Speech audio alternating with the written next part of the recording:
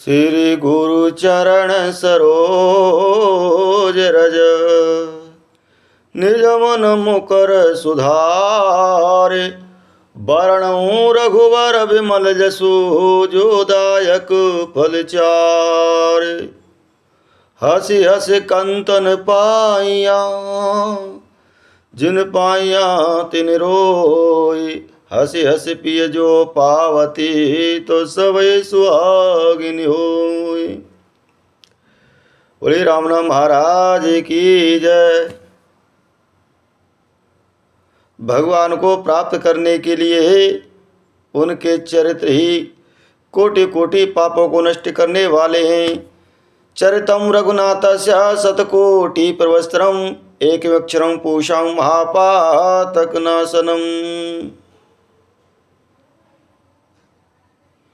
भगवान के स्वरूप को जानना है तो भगवान के चरित्रों का गायन करें।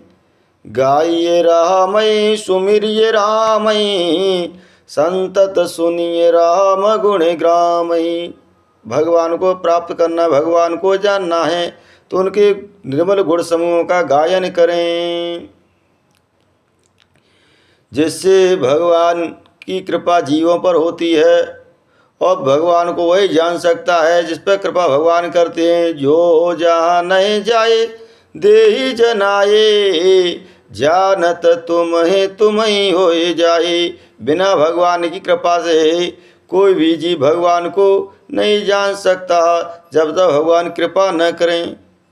और कृपा भगवान कब करते हैं? जब जीवन में दैन्य आता है, भगवान के प्रति शरणागत हो जाता है जीव, तब भगवान उस पर कृपा करती हैं।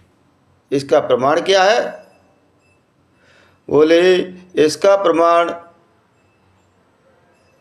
एक नहीं कई हैं, जो हमारे प्राणों में वेदों में वर्णित हैं। जब गजराज को अपनी शक्ति का अभिमान था, तब तक भगवान ने उसके ऊपर कोई कृपा नहीं की, कोई रक्षा नहीं की।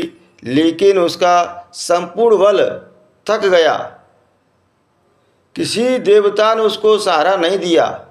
चारों तरफ देखा कि मेरे जो परिवारजन है मेरे को छोड़ करके जा रहे हैं और तुम मैं अकेला रह गया हूँ।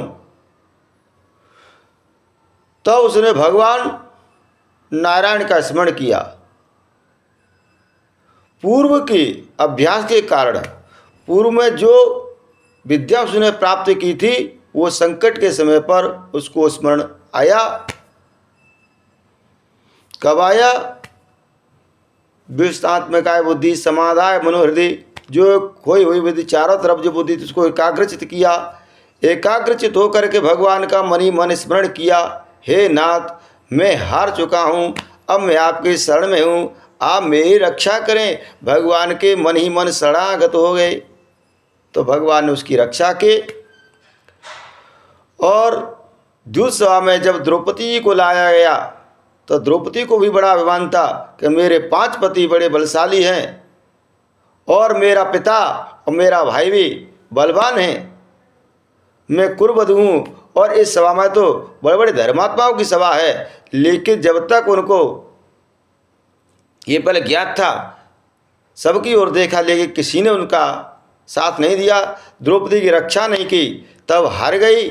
तब भगवान का स्मरण किया, भगवान की शरणागत हुई और दोनों हाथ ऊपर उठा करके भगवान से कहा, हे नारायण, अब लाज मेरी नहीं, आपकी जाति है, आप मेरी रक्षा करें। तब भगवान कृष्ण ने वश रूप धारण करके द्रौपदी की लाज बचाई।